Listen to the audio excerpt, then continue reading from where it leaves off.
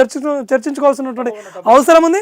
Bahujan Samajwadi party అధినేత మాయావతి ఇక్కడ కనీసం తన ప్రభావం చూపలేకపోయింది. అంటే ఇక్కడ ప్రచారంలో ఎలాంటి లోపాలు ఉన్నాయా లేదంటే అదో పూర్తి స్థాయిలో వాళ్ళు చేయలేదంటారా? ఒకప్పుడు ఉత్తరప్రదేశ్ను ఏలినటువంటి మాయావతి, ఉత్తరప్రదేశ్కు సీఎంగా ఏలినటువంటి బీఎస్పీ పార్టీ, యూపీని మొత్తము ఏకచక్రాధిపత్యంగా ఏలినటువంటి బహుజన సమాజ్వాదీ పార్టీ ఆఖరికి ఈ ఎలక్షన్లో విడిపోయి ఇదేంది ఆజాద్ సమాజ్ పార్టీ అని చెప్పేసి కాన్సీరామ్ యొక్క వర్గంగా, అంటే ఇప్పుడు ఎన్సీపీ విడిపోయింది, అటు శివసేన విడిపోయింది, అట్లనే బహుజన సమాజ్వాదీ పార్టీ కూడా విడిపోయింది. విడిపోయినటువంటి దాంట్లో కాన్సీరామ్ వర్గం అనేది ఒకటి. ఈ వర్గం నుంచి ఒక్క సీట్ మాత్రమే గెలుచుకున్నటువంటి పరిస్థితి, ఒక్క సీట్లో మాత్రమే ఈయన గెలిచినటువంటి పరిస్థితి మనకు కనిపిస్తూ ఉంది. అంటే ఇక్కడ ఒక మాజీ సీఎం యొక్క ప్రభావం అనేది యూపీలో ఏ విధంగా కూడా లేదు. ఇది మాయావతికి ఎదుర్కోలేనటువంటి దెబ్బ కూడా మనం చెప్పుకోవచ్చు. అదేవిధంగా అదాలత్ అనేటువంటిది ఒకటి ఏడీఏఎల్ ఆ పార్టీ కూడా వాళ్ళు ఇండిపెండెంట్గా ఉన్నటువంటి వాళ్ళు కూడా ఒక సీట్ని గెలుచుకున్నటువంటి పరిస్థితి. ముఖ్యంగా చూసినట్టయితే బీజేపీ ఇక్కడ తీవ్రంగా నష్టపోయినటువంటి పరిస్థితి. యూపీ మీదనే ఎక్కువ ఫోకస్ చేసినటువంటి బీజేపీ ఇవాళ యూపీలోనే సగం మేర సీట్లు కోల్పోయినటువంటి పరిస్థితి. ఒకప్పుడు 67 సీట్లు వస్తే ఇవాళ 33 సీట్లు, అంటే దాదాపు 30 పైచిలకు సీట్లు కోల్పోయినటువంటి పరిస్థితి. అంటే ఇవాళ 296 లీడ్లో ఉన్నటువంటి బీజేపీకి యూపీలో కనుక ఒకప్పుడు ఉన్నటువంటి వేవే కనుక ఉంటే అదనంగా ఆడికాకపోయాయి ఉన్నటువంటి 67 సీట్లే కనుక ఉంటే ఇవాళ బీజేపీ 330 పైచిలకు ఓట్లు సాధించేటువంటి ఆస్కారం ఉండే. కానీ యూపీలో ఎదురు దెబ్బ తగలడం వల్ల బీజేపీకి ఇవాళ కేవలం 290 పైచిలకు సీట్ల మీదనే బీజేపీ ఆధారపడాల్సినటువంటి పరిస్థితి ఏర్పడింది. సో శరత్ గారు, ఇక్కడ దేశవ్యాప్తంగా చూసుకుంటే కనుక ఎక్కువ లోక్సభ స్థానాలు కలిగి ఉన్న ప్రదేశం ఉత్తరప్రదేశ్, మనకు తెలిసిన విషయం. అయితే ఇలాంటి ప్రదేశంలో దాదాపు ఇటు బీజేపీ కానీ అదేవిధంగా ఇండియా కూటమి ఇటు ప్రచార భాగంలో కానీ లేకపోతే అటు కార్యకర్తల విషయంలో కానీ ప్రతి దాంట్లో వాళ్ళు ముందంజలో ఉన్నారు, అదేవిధంగా వాళ్ళు ముందర తీసుకెళ్ళి. కానీ ఇవాళ ఫలితాలు చాలా విభిన్నంగా ఉంటాయి. అంటే ఇక్కడ బీజేపీ భారతీయ జనతా పార్టీ ఎలాంటి, అంటే ఎక్కడ ఏమైనా లోపాలు ఉన్నాయంటారా? దీని వెనుక లోపాలు ఏం కాదు. బీజేపీకి అక్కడ వ్యతిరేకత ఏంటంటే ఉత్తరప్రదేశ్లో ముస్లిం ఓట్ బ్యాంక్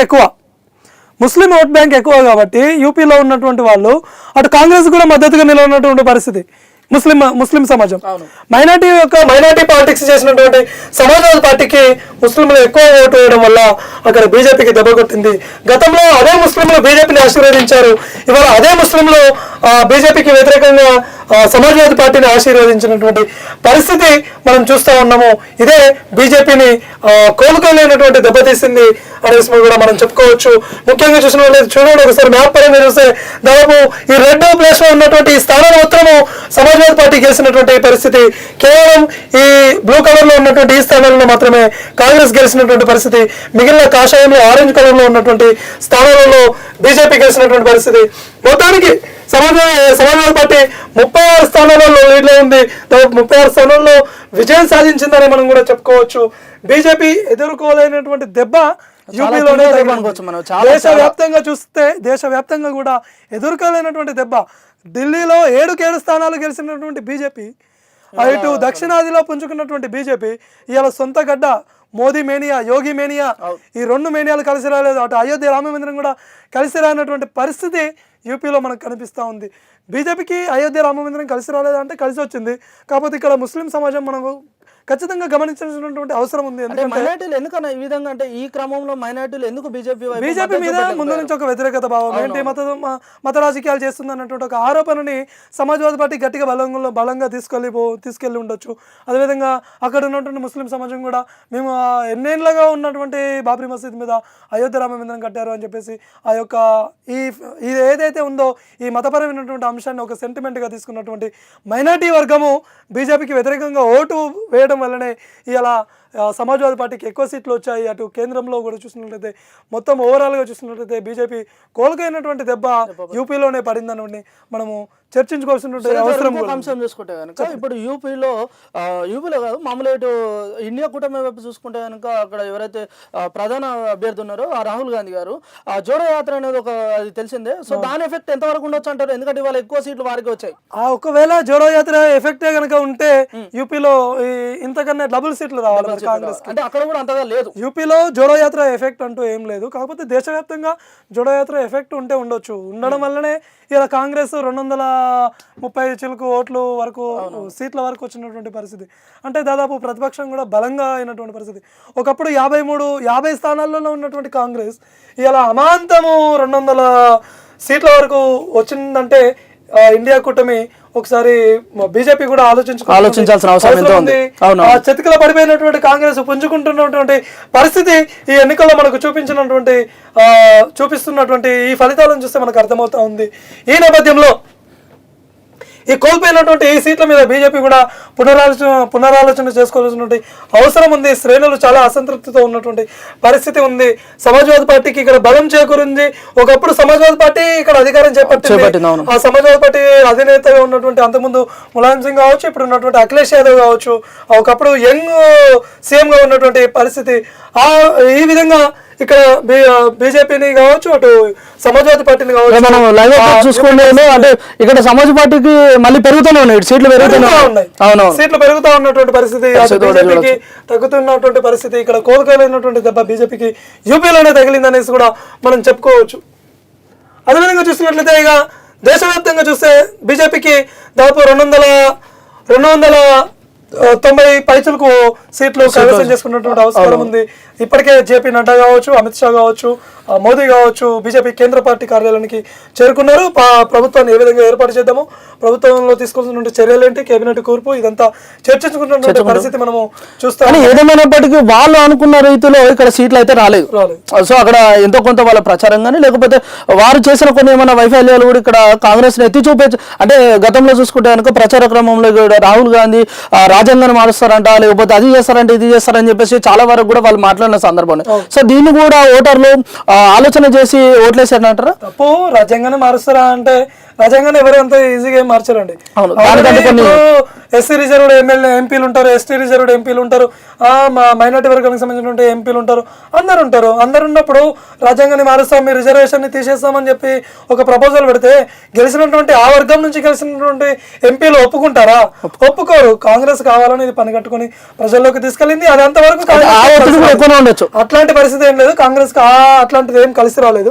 కాకపోతే కాంగ్రెస్ కలిసి వచ్చింది ఏంటంటే అక్కడ లోకల్ గా ఉన్నటువంటి నేతల ద్వారా కలిసి వచ్చింది. మైనార్టీ పాలిటిక్స్ అనేది కాంగ్రెస్ మొదటి నుంచి ఉన్నటువంటి ఒక ప్రధాన ఎజెండా. కాంగ్రెస్ కు ఉన్నటువంటి ప్రధాన ఎజెండా మైనార్టీ పాలిటిక్స్ చేయడము, ఓట్లు కొల్లగొట్టడము, ఆఖరికి మన వాళ్ళని మోసం చేయడం. కాంగ్రెస్ కి చాలా వెన్నతో పెట్టినటువంటి విధే కాబట్టి కాంగ్రెస్ ఆ విధంగా ముందుకు వచ్చింది తప్ప వేరే ఏం లేదు. రాజ్యాంగాన్ని మారుస్తారా, రాజ్యాంగాన్ని మార్చేటువంటి అంశాన్ని కాంగ్రెస్ కి ఏమైనా కలిసి వచ్చిందంటే తప్పు. అట్లాంటి అంశం ఏం కలిసి రాలేదు. ఇక్కడ రేవంత్ రెడ్డి పనిగట్టుకొని మన తెలంగాణలో కనుక చూసినట్లయితే రేవంత్ రెడ్డి పనిగట్టుకొని అంతగానే చేస్తే మన డబుల్ సీట్ వచ్చిందా? అటు బీజేపీకి ఏమైనా వచ్చిందా? రాలేదు. ఎవరికి రాలేదు. అంత ఈజీగా నమ్మేటువంటి పరిస్థితుల్లో ఓటర్లు లేరు. ఓటర్ల యొక్క నైజము ఈ జనాలు అర్థం చేసుకోవాల్సిన అవసరం ఉంది. ఎందుకంటే ఓటర్లు చాలా ఆలోచించి ఓటేస్తారు, విఘ్నులుగా ఓటేస్తారు.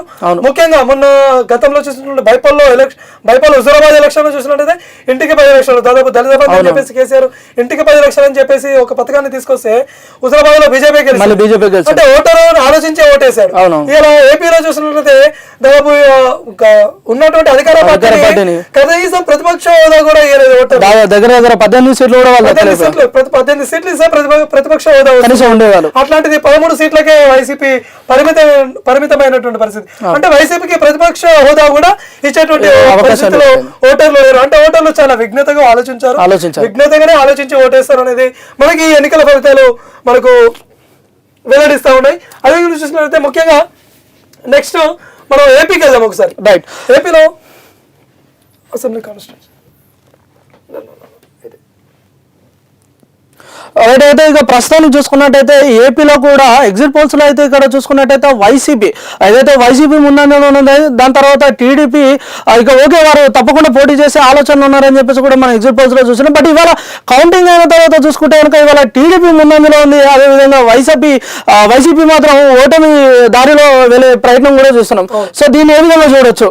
ఇప్పటికే టీడీపీ కావచ్చు, కూటమి, అక్కడ టీడీపీ, జనసేన, బీజేపీ ఈ 3 పార్టీలు కూడా కూటమిగా వెళ్ళినటువంటి పరిస్థితి. ఈ 3 పార్టీలు కూటమి ప్రభుత్వాన్ని తొలిసారిగా ఆంధ్రప్రదేశ్ లో ఏర్పాటు చేస్తున్నారు.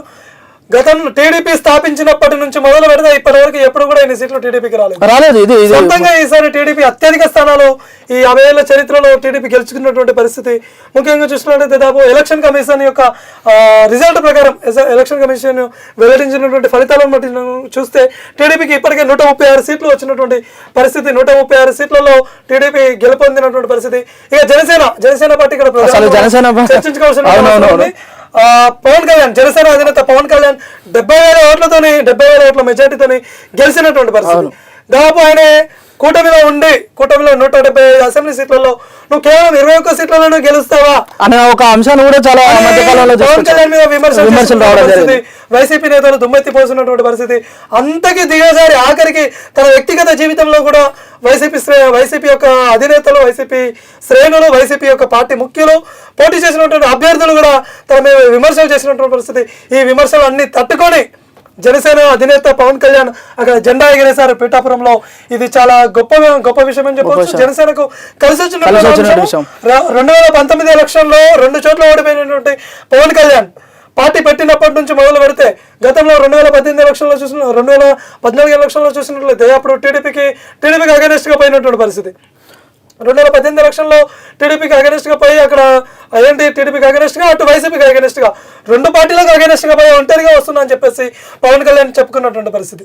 తర్వాత మారినటువంటి రాజకీయ పరిణామాల నేపథ్యంలో ఈ ఎలక్షన్లో మాత్రము టీడీపీతో జతకట్టడము, అటు చంద్రబాబు అరెస్ట్ కావడము, ఒక ముఖ్యమైనటువంటి నేత, మాజీ సీఎంగా ఉన్నటువంటి నేత, ఉమ్మడి రాష్ట్రానికి ముఖ్యమంత్రిగా పనిచేసినటువంటి ఒక సీనియర్ నాయకుడు ఆపదలో ఉన్నాడని చెప్పేసి జనసేన అధినేత పోయి తనను పరామర్శించడము, టీడీపీకి మద్దతుగా ఉంటానని చెప్పేసి, స్నేహంగా ఉంటాడని చెప్పేసి, మేము మద్దతు ఉంటామని చెప్పేసి ఒక స్నేహితుడిగా టీడీపీకి మద్దతు ఇవ్వడము, ఇవన్నీ కూడా టీడీపీకి కలిసి వచ్చాయి. అయితే శరత్ గారు, ఇప్పుడు మీరు ఏదైతే టీడీపీ అలాగే జనసేన పోతున్నారు, అయితే ఈ క్రమంలో చూసుకుంటే కనుక ఇవాళ జనసేనకి 21 సీట్లు రావడానికి కూడా గల కారణము అంటే ఇటు చూసుకుంటే కనుక ఇటు పవన్ కళ్యాణ్ గారి అభిమానులు, అదేవిధంగా ఇటు టీడీపీకి సంబంధించిన ఓటర్లు కూడా ఇక్కడ కలిసి అంటే జనసేన పార్టీ కూడా మద్దతు ఇచ్చేనే అవకాశం ఎక్కువ ఉంది. అంటే ఇక్కడ కేవలం టీడీపీ వాళ్ళ పొత్తు పెట్టుకోవడం వల్ల ఈయనకి ఎక్కువ సీట్లు వచ్చినాయని చెప్పేసి కూడా చాలా మంది అంటున్నారు. ఏంటి దీనిపైన ఏంటి? అట్లా లేదు, జనసేన నుంచి బ్రాండ్ షూర్ గా ఆయన ఎన్ని సీట్లలో పోటీ చేశాడో అన్ని సీట్లలో గెలిపించుకున్నాడు.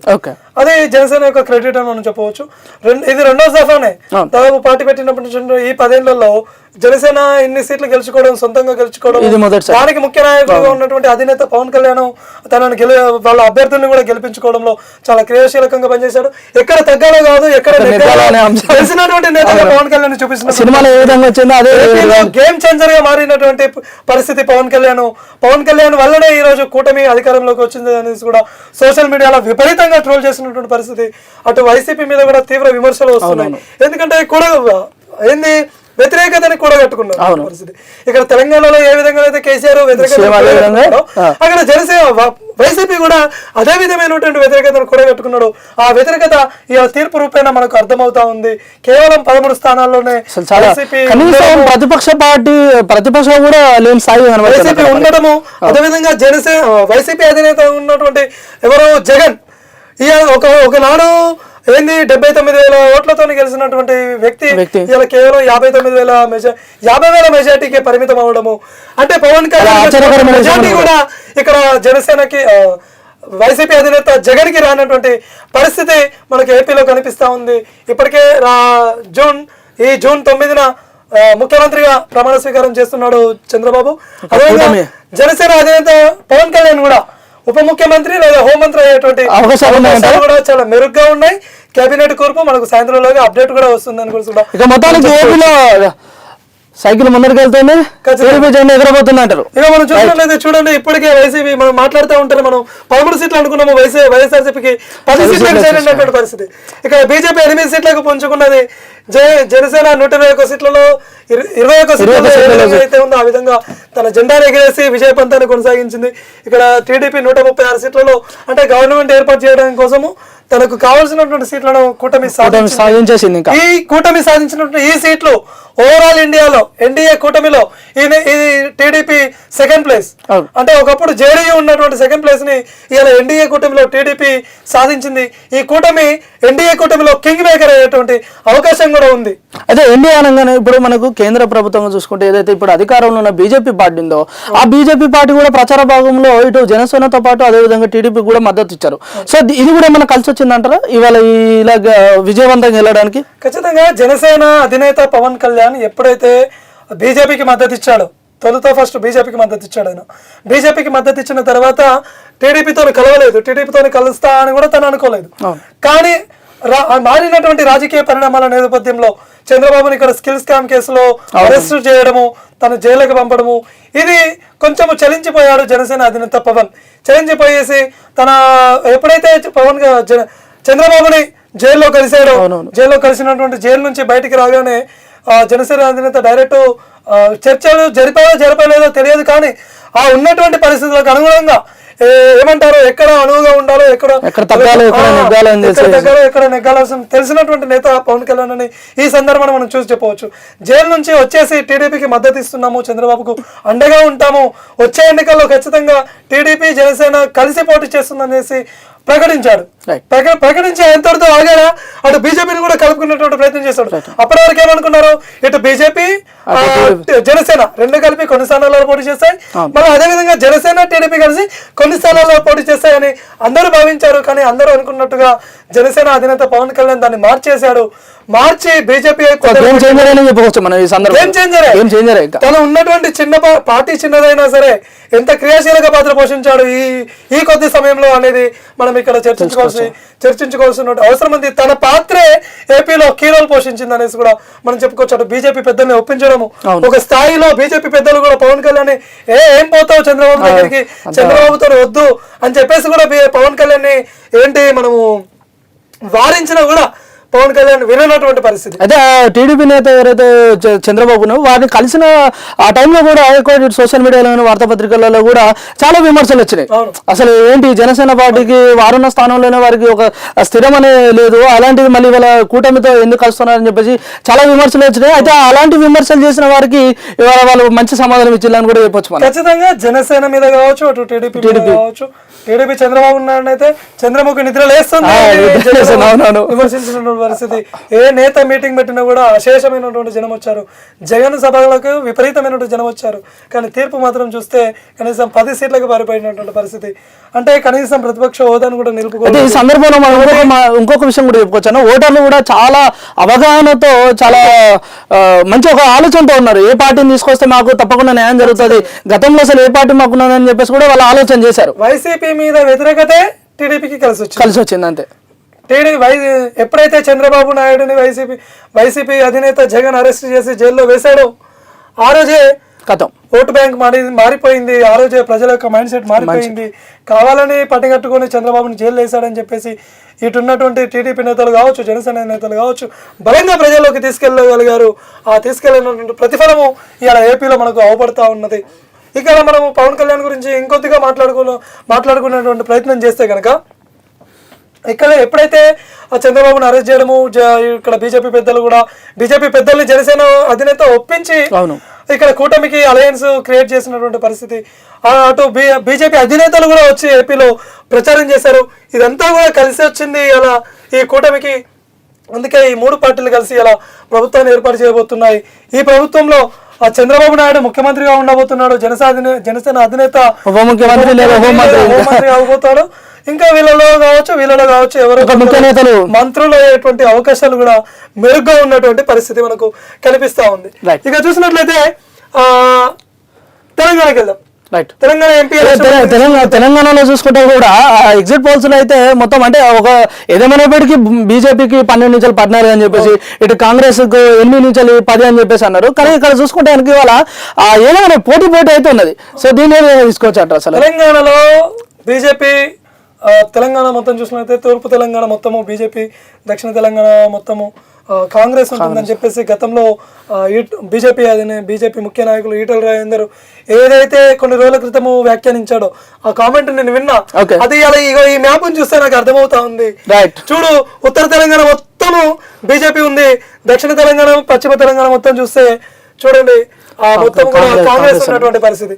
అంటే ఇక్కడ మొత్తం తెలంగాణలో 17 స్థానాలకు గాను 8 బీజేపీ గెలిచింది, 8 కాంగ్రెస్ గెలిచింది, ఎంఐఎం 1 గెలిచింది, బీఆర్ఎస్ కనుమరుగైపోయింది. అసలు ఏంటన్నా మరి అసలు కనీసం 17 స్థానాలలో కనీసం ఒక 4 అంటే ఇటు బీఆర్ఎస్ నేతలు ముఖ్య నేతలు కూడా తప్పకుండా అసలు మేము ఈ సీట్లు వస్తాయి అన్ని సీట్లు వస్తాయని చెప్పకుండా తప్పకుండా ఎంపీ స్థానాలలో మాది అత్యధికంగా వస్తాయని చెప్పేసి అన్నారు. అసలు ఇక్కడ చూస్తే కనీసం ఒక్క సీటు కూడా లేదు.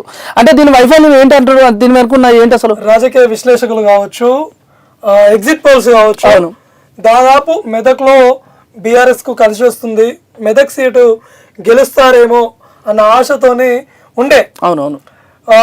మొత్తం నేను ఇలా జరిగినటువంటి 4th రౌండ్ కావచ్చు, 5th రౌండ్ వరకు కూడా కావచ్చు, బీఆర్ఎస్ ఆధిక్యంలో ఉంది కావచ్చు, బీఆర్ఎస్ లీడ్ లో ఉంది ఉన్నటువంటి పరిస్థితి. ఇక బీఆర్ఎస్ గెలుస్తుంది, మెదక్ లో ఒక్క కన్నైనా కనీసం కేసీఆర్ ఆశలు చిగురిస్తాయేమో అనుకున్నటువంటి పరిస్థితి. ఏం పని చేయలేదు. బీజేపీ 8 సీట్లు, కాంగ్రెస్ 8 సీట్లు, ఎంఐఎం 1 సీటు గెలిచినటువంటి పరిస్థితి. ముఖ్యంగా చూసినట్లయితే బీజేపీలో ఎవరు గెలిచారు అనేది మనం ఒకసారి చూసేటువంటి ప్రయత్నం చేద్దాం. రైట్. గోడెం నగేష్, ఆదిలాబాద్ నుంచి గోడెం నగేష్ గెలిచినటువంటి పరిస్థితి. అదేవిధంగా కరీంనగర్ లో బండి సంజయ్ దాదాపు 2 లక్షల మెజార్టీతో గెలిచినటువంటి పరిస్థితి. అదేవిధంగా రఘునందన్ రావు 33,000 ఓట్ల మెజార్టీతో గెలిచినటువంటి పరిస్థితి. ఇక ఈటల రాజేందర్ చూసినట్లయితే 3 లక్షల ఓట్లతో ఈటల రాజేందర్ గెలిచినటువంటి పరిస్థితి మనం చూస్తున్నాము. సికింద్రాబాద్ నుంచి చూసినట్లయితే కిషన్ రెడ్డి గారు 49,900 40,000 ఓట్ల మెజార్టీతో గెలిచినటువంటి పరిస్థితి ఐసీ ఎన్నికల కమిషన్ యొక్క వెబ్సైట్ ప్రకారం చూసినట్లయితే. ఇక చివరిలో కొండా విశ్వేశ్వరరెడ్డి విజయం సాధించారు. అదేవిధంగా మహబూబ్ నగర్ లో డీకే అరుణ విజయం సాధించినటువంటి పరిస్థితి. డీకే అరుణ ఫైట్ ఇక్కడ బీజేపీలో ఈ ముఖ్య నాయకులు అందరూ చూస్తే డీకే అరుణ ఫైట్ చాలా టఫ్ ఫైట్. అవును. తను 6,000తో కాదు 1,000 ఓట్లతో గెలిచినా కూడా తనదే ఎక్కువ విజయం చెప్పుకోవాలి. ఎందుకంటే అక్కడ ఉన్న మొత్తం కాంగ్రెస్ ఎమ్మెల్యేలు. సీఎం సిట్టింగ్ సీటు, సీఎం యొక్క సొంత జిల్లా కొడంగల్. కాబట్టి ఇదన్నిటిని తట్టుకొని అక్కడ కాషాయ జెండాని డీకే ఎగరేసిందంటే 6,000 ఓట్లు అంటే దాదాపు 60,000 ఓట్లతోనే గెలిచిందనేసి కూడా బీజేపీ శ్రేణులు భావిస్తున్నటువంటి పరిస్థితి. ఇక చూసినట్లయితే బండి సంజయ్ దాదాపు 2 లక్షల ఓట్ల మెజార్టీతో గెలిచారు. ఎక్కువ మెజార్టీతో కలిసింది ఇక్కడ ఈటల రాజేందర్ 3 లక్షల ఓట్ల మెజార్టీ. అదే విధంగా అక్కడ మల్కాజిగిరిలో చూసుకుంటే ఎక్కువ ఓటర్ల సంఖ్య కూడా అక్కడే ఉంది. అందులో మళ్ళా ముఖ్యంగా చూసినట్లయితే మల్కాజిగిరి ఒకనాడు రేవంత్ రెడ్డి సీఎం రేవంత్ రెడ్డికి అది MP seat, sitting MP seat. Revanth రెడ్డికి ఇక్కడ మైనస్. కాంగ్రెస్ అధిష్టానం రేవంత్ రెడ్డి మీద ఫోకస్ చేసేటువంటి అవకాశం ఉంది. బీఆర్ఎస్ ముఖ్య నాయకులు విమర్శించినటువంటి విమర్శలు ఇవాళ ఈ రిజల్ట్ చూస్తే నిజమేనా అనిపిస్తుంది. ఎందుకంటే బీజేపీ కనుక 10 సీట్లు వస్తే సీఎం రేవంత్ రెడ్డి యొక్క సీటు ఉండదు అని చెప్పేసి బీజేపీ ఆరోపించింది. ఇవాళ రేవంత్ రెడ్డికి ఎందుకు మైనస్ అంటే సిట్టింగ్ సీట్ గా ఉన్నటువంటి మల్కాజిగిరిలో బీజేపీ గెలిచింది, అటు సొంత జిల్లా అయినటువంటి మహబూబ్ నగర్ లో బీజేపీ గెలిచింది. మళ్ళీ ఇక్కడ కోమటిరెడ్డి వాళ్ళకి ఇక్కడ ప్లస్ అయింది. నల్గొండలో కాంగ్రెస్ గెలిచింది, అటు ఖమ్మంలో కాంగ్రెస్ గెలిచింది. అంటే మంత్రులుగా ఉన్నటువంటి వాళ్ళందరూ కూడా వాళ్ళ యొక్క అభ్యర్థుల్ని గెలిపించుకున్నారు.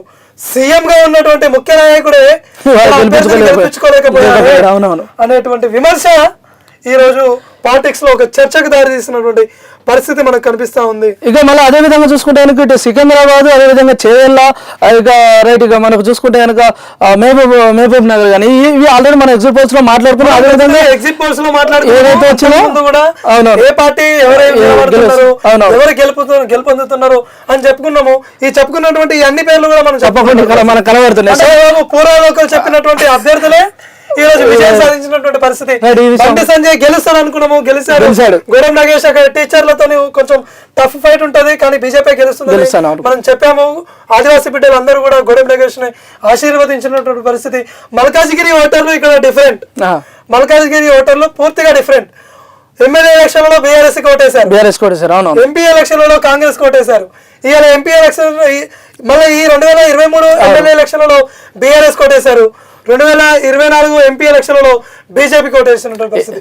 అంటే మల్కాజిగిరి ఓటర్లు డిఫరెంట్ గా ఆలోచిస్తున్నారు, వ్యక్తిని బట్టి ఓటేస్తున్నారు, పార్టీని చూడట్లేరు మల్కాజిగిరి. ఇది ఒక మినీ భారత్.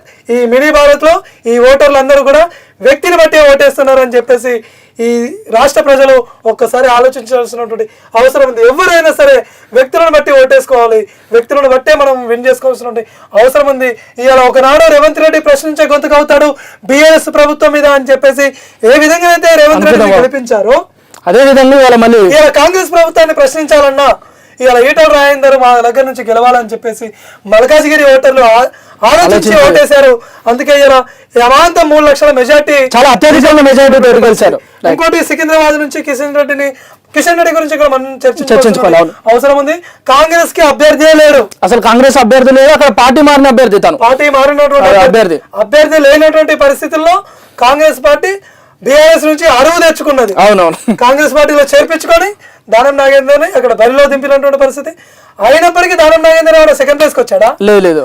అంత అరువు వచ్చినా కూడా ఏమైనా సెకండ్ ప్లేస్ కి వచ్చాడా అంటే లేదు, థర్డ్ ప్లేస్ లో ఉన్నారు. ఇక్కడ టఫ్ ఫైట్ ఇచ్చింది బీఆర్ఎస్, సెకండ్ ప్లేస్ లో ఉంది. ఇక్కడ కిషన్ రెడ్డి గురించి మనం మాట్లాడుకుంటే, కిషన్ రెడ్డి రాష్ట్ర అధ్యక్షుడిగా ఉండి అటు ఎమ్మెల్యేలని 8 మందిని గెలిపించుకున్నాడు. ఇక ఎంపీలను కూడా తనతో కలుపుకొని 8 మందిని గెలిపించుకున్న పరిస్థితి. అంటే కిషన్ రెడ్డి బాధ్యతలు తీసుకున్న తర్వాత బీజేపీకి ఒక బలం అనేది పెరిగింది. బీజేపీ యొక్క కార్యకర్తలు కూడా విభిన్నంగా ఆలోచించారని కూడా మనం చెప్పుకోవచ్చు. తన యొక్క చతురతని, తన యొక్క రాజకీయ అనుభవాన్ని, తన యొక్క రాజకీయ యొక్క పరిజ్ఞాన్ని వినియోగించి ఈరోజు కిషన్ రెడ్డి నేతృత్వంలో బీజేపీ కాషాయ జెండా తెలంగాణలో ఎగిరేసినటువంటి పరిస్థితి.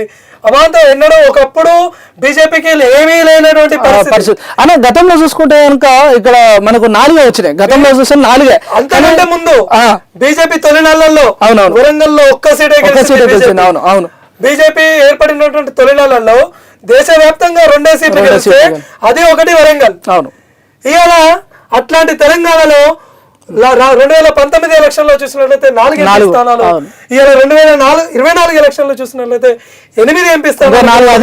ఇది బీజేపీ అధిష్టానానికి మంచి అని చెప్పొచ్చు. బీజేపీ ఆశించిన సీట్లే వచ్చాయి. 7 నుంచి 10 సీట్ల వరకు వస్తాయి అని చెప్పేసి ఏవైతే ఎగ్జిట్ పోల్స్ చెప్పాయో ఆ చెరువులోనే అటు 7 కాకుండా అటు 10 కాకుండా 8 సీట్లకి బీజేపీ కట్టుబడినటువంటి పరిస్థితి.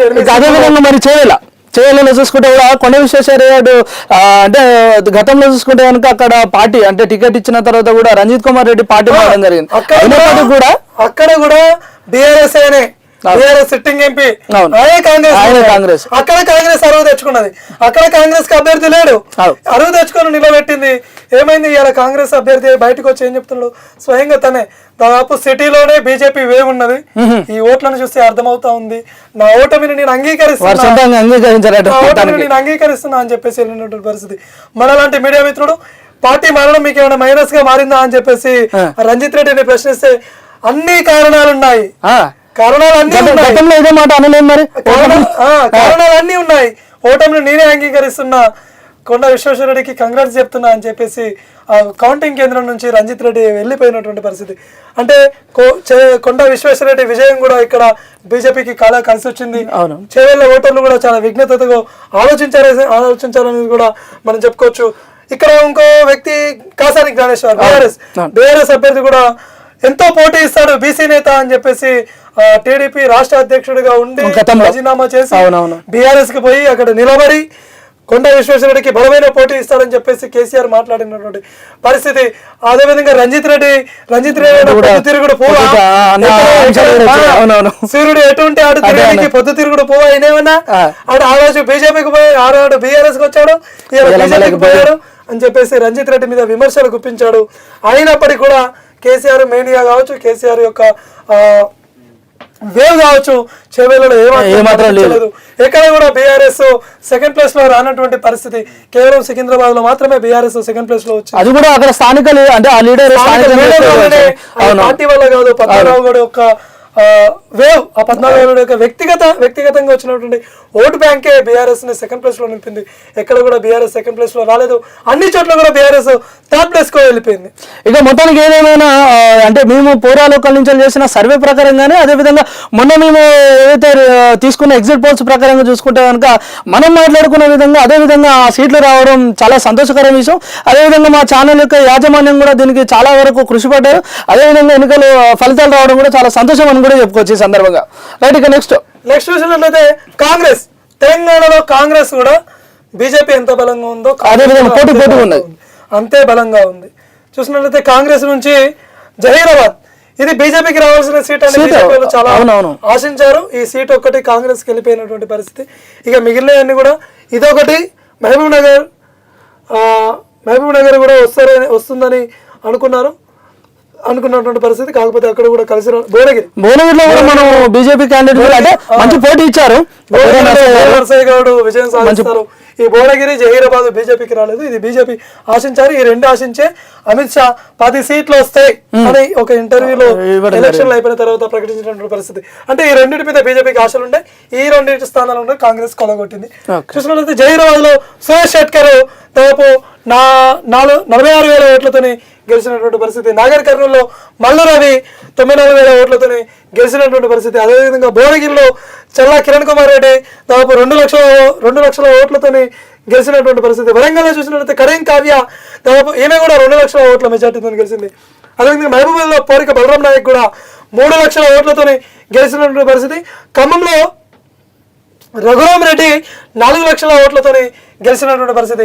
ఇక్కడ చూసినట్లయితే నల్గొండ ఈయనకు వచ్చినటువంటి మెజార్టీ ఎక్కువ, దాదాపు 5,59,000 మెజార్టీతోని నల్గొండ అభ్యర్థి కుందూరు రఘువీర్ రెడ్డి, ఈయన మన జానారెడ్డి యొక్క కుమారుడు, జానారెడ్డి యొక్క కుమారుడు వారసుని గెలిపించినటువంటి పరిస్థితి. అంటే నల్గొండలో ఆల్రెడీ కోమటిరెడ్డి కావచ్చు, రాజగోపాల్ కావచ్చు, నల్గొండకి కాంగ్రెస్ కంచుకోట అని ముందు నుంచి ఉన్నటువంటి పరిస్థితి.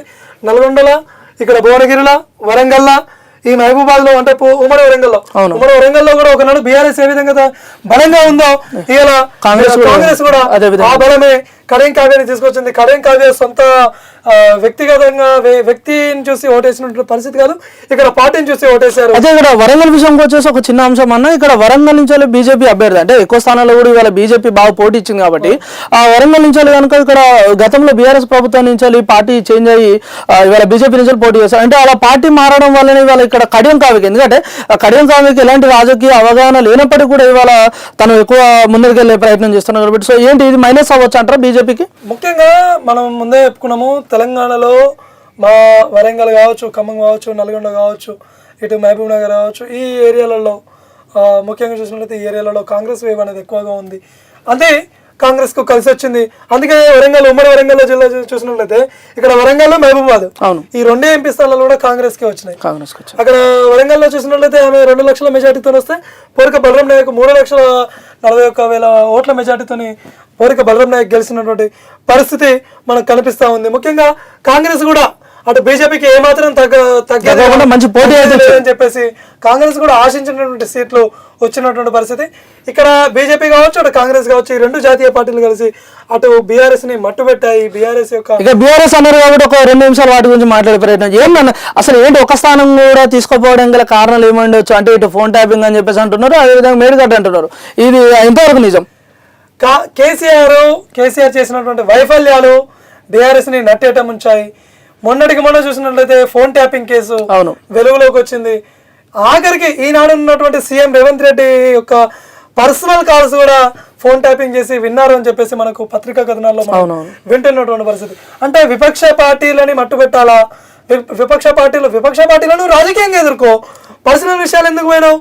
అది కేసీఆర్ కు మైనస్ గా చేసింది. ముఖ్యంగా చూసినట్లయితే కాళేశ్వరము పెద్దగా ప్రపంచంలో నేను ఎక్కడ కట్టలేదు అని చెప్పేసి డిస్కవరీ ఛానల్లో ఒక ఆర్టికల్ ఎంచుకున్నటువంటి ఈ అధినేత కేసీఆర్ కి ఇలా తెలంగాణ ప్రజలు కనీసం ఆలోచించేటువంటి పరిస్థితి లేదు, ఆశీర్వదించేటువంటి పరిస్థితి లేదు. మెజారిటీ ప్రజలు బీఆర్ఎస్ వైపు లేరు అని చెప్పేసి ఈ ఎన్నికలు చాలా స్పష్టం చేస్తూ ఉన్నాయి.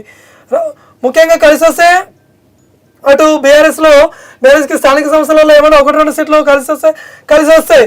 కానీ వచ్చే ఈ ఎలక్షన్లో చూసినట్లయితే అటు ఎమ్మెల్యే ఎలక్షన్లో కావచ్చు, ఇటు ఎంపీ ఎలక్షన్లో కావచ్చు, బీఆర్ఎస్కి ఏమాత్రం కూడా కలిసి రాలేదు. ఇక్కడ కనీసం బీఆర్ఎస్ ప్రతిపక్ష హోదా సాధించింది, అక్కడ జగన్ అయితే ఇంకా ప్రతిపక్ష హోదా కూడా అంటే గతంలో అసెంబ్లీ చూసుకున్నా కూడా అదే విధంగా ఉన్నారు. అయితే ఇంకొకటి ఏంటన్నా, ఇక్కడ ఏదైతే బీఆర్ఎస్ వైఫల్యం అని అంటున్నారో ఇక్కడ ఈ మేడిగడ్డ ఫోన్ ట్యాపింగ్ కాకుండా అభ్యర్థులు ఎవరైతే పోటీ చేసిన అభ్యర్థులు కూడా ఏమన్నా ఉందంటారా? అంటే వారిని ప్రజలు ఓటర్లు గుర్తించలేదా? ముఖ్యంగా బీఆర్ఎస్ నుంచి క్యాండిడేట్లను మార్చారు. క్యాండిడేట్లను మార్చి క్యాండిడేట్లతోనే గెలుస్తా అని కేసీఆర్ అనుకున్నాడు. అది కేసీఆర్కు మైనస్గా మారింది. అదేవిధంగా కేసీఆర్ మీద వచ్చినటువంటి వ్యతిరేకత, అంతకుముందు ఉన్నటువంటి వ్యతిరేకత మళ్ళీ పోలేదు. క్యాండిడేట్లతో ఏం కలిసి వస్తుంది నీకు? ఒకవేళ క్యాండిడేట్ తో కలిసి కనుక వస్తే నీకు ఇక్కడ కలిసి రావాలి మరి మెదక్లా లేదు, అక్కడ మెదక్లో కానీ పెట్టినావు కదా వెంకటరామిరెడ్డిని. ఆ వెంకటరామిరెడ్డి ఫోన్ ట్యాపింగ్ లో ఉన్నాడని చెప్పేసి రఘునందన్ రావే బలంగా వినిపించినటువంటి పరిస్థితి. కాబట్టి ఇవన్నీ కూడా బీఆర్ఎస్ కి మరి ఇక్కడ ఏంటంటే ఈ పార్టీ మారిన బీఎస్పీ అధ్యక్షులు ఎవరైతున్నారు, మరి వారి పరిస్థితి ఏ విధంగా ఉంది? అయిపోయింది. కనీసం నగర్ కర్నూలులో ఆర్ఎస్ ప్రవీణ్ కుమార్ కనీసం పోటీ ఇస్తారేమో అని చెప్పేసి అవును పోటీ ఇస్తారు అనుకున్నాం. ఫోర్త్ ప్లేస్ కూడా రాలే. పోటీ ఎక్కడిది, ఇంకా ఫోర్త్ ప్లేస్ కూడా రాలే. అక్కడ సెకండ్ ప్లేస్ లో కూడా బీజేపీ ఉన్నది. కాబట్టి చూసినట్లయితే బీఆర్ఎస్ కి మైనస్ గా మారింది. కేసీఆర్ చేసుకున్నటువంటి తప్పులే ఆయనకి ఈరోజు శాపంగా మారాయి. కేసీఆర్ చేసుకున్నటువంటి తప్పులే ఈరోజు శాపంగా మారాయి. ఫలితాల రూపేణ ఇట్లా మనకు చూపిస్తున్నటువంటి పరిస్థితి. సరే ఒక నిమిషం ఇంకా చూసుకుంటే కనుక ఇప్పుడు ఏదైతే ఇప్పుడు కాంగ్రెస్ గురించి మాట్లాడడం, అదేవిధంగా బీఆర్ఎస్ బీజేపీ గురించి మాట్లాడడం. సో ఇక్కడ ఏదైతే హైదరాబాద్ లో చూసుకుంటే కనుక ఓల్డ్ సిటీ పాదవాస ఏదైతే ఉందో అది చాలా ఉత్కంఠత రేపింది ఇక్కడ ఓటర్లో కానీ. సో ఏంటి అసలు ఎంఐ వచ్చింది అంటే అటు బీజేపీ నుంచి కూడా మంచి పోటీ ఉంది కదా. బీజేపీ బలమైన పోటీ ఇచ్చింది, ఎప్పుడూ లేనంత బలమైనటువంటి పోటీ ఇచ్చింది.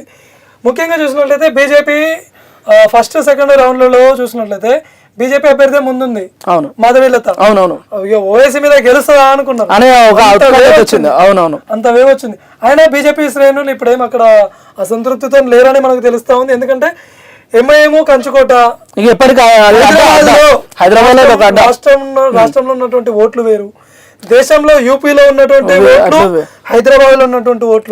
యూపీలో మతపరమైనటువంటి ఓట్ బ్యాంక్ ఏ విధంగా ఉంటుందో ఇక్కడ హైదరాబాద్ లో కూడా మతపరమైనటువంటి ఓట్ బ్యాంకే ఉంటుంది. సో పార్టీలను చూసి ఓటేస్తారు. ఏ పార్టీ అభ్యర్థులు అని చెప్పేసి పార్టీలను చూసి ఓటేస్తారు, అభ్యర్థులను చూడరు. మా మతానికి సంబంధించినటువంటి అభ్యర్థి ఎవరు అని చెప్పేసి మాత్రమే ఓటేస్తారు. అట్లా ఒకవేళ హిందువులంతా కనుక ఓటు బ్యాంకుగా మారితే బీజేపీ అభ్యర్థి గెలవాలా. కానీ అక్కడ ముస్లిం వాళ్ళు మా కుమ్మడిగా ఎంఐఎం కు కొట్టారు కదా. ఇక్కడ మన వాళ్ళే కొంతమంది ఎంఐఎం కు, మన వాళ్ళు అంటే మీన్స్ హిందువులే ఎంఐఎం కు ఓటేయడము అక్కడ మాధవీలతకు మైనస్ గా మారింది. మంచి పోటీ అయితే ఇచ్చారు బీజేపీ నుంచి, బలమైన పోటీ ఇచ్చారు. మంచి పోటీ ఎక్కడ, బలమైన పోటీ ఇచ్చినటువంటి పరిస్థితి మనం చూస్తా ఉన్నాం. నెక్స్ట్ ఇక చూసుకుంటే కనుక ఇప్పుడు చూసుకుంటే కనుక ఈ తెలంగాణ రాష్ట్రం కానీ అదే విధంగా ఇటు ఆంధ్రప్రదేశ్ కానీ. సో ఇక్కడ చూసుకుంటే కనుక ఇక్కడ ఆంధ్రప్రదేశ్లో చూసుకుంటే ఇక కూటమి ప్రభుత్వాన్ని ఏర్పరచబోతుంది. అదేవిధంగా ఇటు తెలంగాణలో చూసుకుంటే కనుక ఇటు రెండు పార్టీలు పోటాపోటీ ఇచ్చినప్పటికీ కూడా ఓట్ల పరంగా చూసుకుంటే కనుక అత్యధిక మెజార్టీతో అయితే బీజేపీ ముందంజలో ఉంది. ఇక కేంద్ర పరిస్థితి ఏంటి? కేంద్ర పరిస్థితి మరి ఏ విధంగా ముందరికి వెళ్ళబోతుంది? కేంద్రంలో బీజేపీ గవర్నమెంట్ ఫామ్ చేస్తుంది. ఉన్నటువంటి 295 పైచులకు సీట్లు వస్తున్నటువంటి పరిస్థితి బీజేపీకి, ఎన్డీఏ కూటమికి, బీజేపీ కాదు ఓన్లీ ఎన్డీఏ కూటమికి వస్తున్నటువంటి పరిస్థితి. మొత్తం ఇక్కడ బీజేపీ ఇంకా ఉన్నటువంటి మిత్రపక్షాలను కలుపుకొని గవర్నమెంట్ ఫామ్ చేస్తుంది. ఆ గవర్నమెంట్ ఫామ్ చేయడంలో మళ్ళా మోదీనే మూడోసారి ముచ్చటగా ప్రధాని కాబోతున్నారు. ఏదైతే బీజేపీ 400 అనుకున్నది కనీసం 350 సీట్లకైనా చేరుతుంది. ఎగ్జిట్ పోల్స్ అన్ని కూడా 370 సీట్లు అనుకున్నాం. మనం అనుకున్నాం పూర్వలోకలో చేసిన కనీసం 350 సీట్లు అయినా వస్తాయేమో ఆశించినటువంటి పరిస్థితి. కానీ బీజేపీకి ఎగ్జిట్ పోల్స్ యొక్క అంచనాలన్నీ కూడా బీజేపీకి కలిసి రాలేదు. ఇక చివరిగా చూసుకుంటే కనుక ఈ ఏదైతే ఇవాళ మనం మాట్లాడుకున్న ఈ బీజేపీ పార్టీ పరంగా చూస్తే కనుక దాదాపు 350 పైన చూసుకున్నాం. అయితే ఇప్పుడు ఇక్కడ చూసుకుంటే ఇక్కడ కేంద్రం కానీ లేకపోతే రాష్ట్రంలో కానీ చాలా మంది పార్టీ శ్రేణులు కానీ లేకపోతే కార్యకర్తలు కానీ వీరందరికీ అంటే రేపు భవిష్యత్తులో జరగబోయే ఎన్నికలు కానీ లేకపోతే కార్యాచరణ కానీ మీరు ఎలాంటి సలహా ఇస్తే బాగుంటుంది అని చెప్పేసి అనుకుంటారు కార్యకర్తలకు కానీ పార్టీ శ్రేణులకు బీజేపీ నుంచి? ఒకవేళ ప్రభుత్వాన్ని ఏర్పరిచినప్పటికీ కూడా సీట్లు ఇక్కడ ఒకటి ఆలోచించాలా, కోల్పోయినటువంటి స్థానాలు పెట్టుకున్నటువంటి లక్ష్యం ఆప్కి బార్ మోదీ సర్కార్ 400 సీట్లు రావాలా అని అనుకున్నారు. కానీ బీజేపీకి ఇది కలిసి రాలేదు. మోదీ గ్యారంటీ అనేది కలిసి రాలేదు. బీజేపీ చూసి ఓటేశారు, పార్టీని చూసి ఓటేశారు. కాకపోతే బీజేపీ కోల్పోయినటువంటి స్థానాల మీద రివ్యూ చేసుకోవాల్సినటువంటి అవసరం ఉంది. రివ్యూ చేసుకుంటారు. వాళ్ళేమో ఉట్టిగా అంత ఈజీగా మొదలు పెట్టారు. బీజేపీ విధానాలు ఇక్కడ కూటమి విధానాలు వేరే ఉంటాయి. ఈ కూటమి నుంచి ఎవరు వచ్చి కూడా ఇటు వచ్చి చేరేది కూడా తెలియదు. అక్కడ కాంగ్రెస్ ఒకటే ఉంటుంది. అక్కడ సమాజ్వాదీ పార్టీ రావచ్చు, ఇంకెవరైనా వచ్చి కూడా వీళ్ళకు మద్దతు ఇచ్చేటువంటి పరిస్థితి కూడా ఉంది. కాబట్టి ఇక్కడ జేడీయూ కూడా చూసినట్లయితే జేడీయూ కూడా 7 సీట్లకు వచ్చినటువంటి పరిస్థితి. కాబట్టి జేడీయూ ఇక్కడ బీజేపీకి మద్దతు ఇస్తుంది. జేడీయూ ఎన్డీఏ కూటమిలోనే ఉంది. కింగ్ మేకర్ గా ఈరోజు టీడీపీ తెలుగు రాష్ట్రాల నుంచి టీడీపీ కింగ్ మేకర్ గా ఎన్డీఏ కూటమిలో మారబోతారు. గేమ్ చేంజర్ వచ్చేసి పవన్ కళ్యాణ్ గారు. పవన్ కళ్యాణ్ ఏపీలో గేమ్ చేంజర్ గా పవన్ కళ్యాణ్ నిలబోతున్నారు. ఇటు తెలంగాణలో జాతీయ పార్టీలు రెండు కూడా 8 సీట్లు సాధించాయి. ఎప్పట్లాగానే ఎంఐఎం అభ్యర్థి అసదుద్దీన్ ఓవైసీ ఒక సీట్ను తను నిలుపుకున్నాడు. మిగతా స్థానాలు ఎక్కడ కూడా గెలవనటువంటి పరిస్థితి. అటు దేశవ్యాప్తంగా కూడా ఎక్కడ కూడా ఎంఐఎం గెలవలేదు. ఒక్క సీట్నే గెలుపుకున్నాడు. ఆ ఒక్క అభ్యర్థి ఉన్నాడు. ఈసారి 5వ ఓవైసీ గెలిచినటువంటి పరిస్థితి. రైట్. ఇక మొత్తాన్ని చూసుకునే ఇటు దేశవ్యాప్తంగా చూసుకుంటే ఏదైతే బీజేపీ పార్టీ ఉందో బీజేపీ పార్టీ వాళ్ళు అనుకున్నంత స్థాయిలో సీట్లు రానప్పటికీ కూడా మూడోసారి మళ్ళీ బీజేపీ ప్రభుత్వం ఏర్పడబోతుంది ఇటు కేంద్రంలో చూసుకుంటే. అదేవిధంగా బీజేపీకి తగ్గట్టుగానే ఇటు ఇండియా కూటమి కూడా ఒక మంచి పోటీని అయితే ఇచ్చారు. అక్కడ ఉన్న ఏదైతే ఓటర్లు మైనారిటీ ఓటర్లు కానీ కొంతమంది వరకు కూడా వారు చేసిన జోడో యాత్ర కూడా కొద్దిగా ప్లస్ అయిందని చెప్పేసి కూడా చాలా మంది సోషల్ మీడియా నెటిజన్లు అంటున్నారు. అదేవిధంగా ఇక్కడ తెలుగు రాష్ట్రాల్లో చూసుకుంటే కనుక అసలు కనివిని ఎరగని విధంగా ఇటు ఆంధ్రప్రదేశ్లో చూసుకుంటే కనుక వైసీపీ మన ఎగ్జిట్ పోల్స్లో వైసీపీ ముందంజలు అని చెప్పేసి అన్నారు. కానీ ఇవాళ పూర్తిగా అంటే రౌండ్లు ముగిసినప్పటికీ కూడా చూసుకుంటే కనుక ఇవాళ ఏదైతే టీడీపీ ఉందో తెలంగాణ ఇది టీడీపీ ప్రభుత్వం అయితే ఏర్పరిచే అవకాశాలు అయితే ఎక్కువ ఉన్నాయి. ఆల్రెడీ వారే ఇక ప్రమాణ స్వీకారం కూడా చేసే అవకాశం ఉంది. ఇక ఇటు చూసుకుంటే కనుక ఏదైతే టీడీపీతో పొత్తు పెట్టుకున్న ఇటు జనసేన కూడా మాది చిన్న పార్టీ అయినప్పటికీ లేకపోతే చాలా మంది ఇటు విమర్శించినప్పటికీ కూడా పవన్ కళ్యాణ్ గారు చాలా మంచి గెలుపు సాధించడం కూడా ఒక మంచి విషయం అని చెప్పుకోవచ్చు. ఇటు తెలుగు రాష్ట్రం ఏదైతే తెలంగాణ చూసుకుంటే కనుక ఇక్కడ కూడా దాదాపు ఇటు బీజేపీ కానీ అటు కాంగ్రెస్ కానీ వాళ్ళు కూడా చాలా మంచి పోటాపోటీగా చూసుకొని మంచి పోటీగా తీసుకున్నారు. అదేవిధంగా వారు అనుకున్న స్థానాలలో వారు గెలిచారు. ఏదేమైనా ఒక పోటీ ఉన్నప్పటికీ కూడా ఓట్ల పరంగా చూస్తే అత్యధిక మెజార్టీతో అయితే ఇటు బీజేపీ అయితే ముందంజలో ఉన్నాయని చెప్పుకోవచ్చు. సో ఇవి ఇప్పటి వరకు పొలిటికల్ అప్డేట్స్. మరిన్ని అప్డేట్స్ మళ్ళీ కలుద్దాం. వరకు చూస్తూనే ఉండాలి. పూరా లోకల్ కీప్ వాచింగ్.